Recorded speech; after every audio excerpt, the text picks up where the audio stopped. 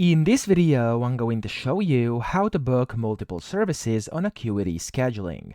Now, if you are an admin, you want to go to your calendar over here on the left, and then from here, you want to click on Add and select Appointment, and you want to add the first appointment. Then what you want to do is, whenever that's saved, you want to go and add a new one, etc. Okay, so that's the only way to book multiple. However, if you are a client trying to book yourself an appointment, you can do that very easily as well, but the settings must be turned on. So to do this, I'm going to go over here to Scheduling page. And if you are the admin, you want to go to Settings, and inside Settings here, you will find, if you scroll down here, it says Hide Add Another Time. Now this has to be turned off, because if this is turned on, people won't be able to book multiple services. So if it's turned off like this, of course you're good to go. If it's turned on, make sure you uncheck it and click on Save Changes.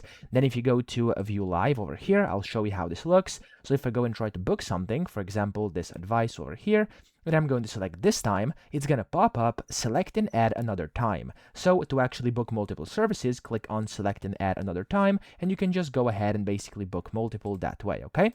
So I hope this video helped you out. If it did, please subscribe to the channel and help me out as well.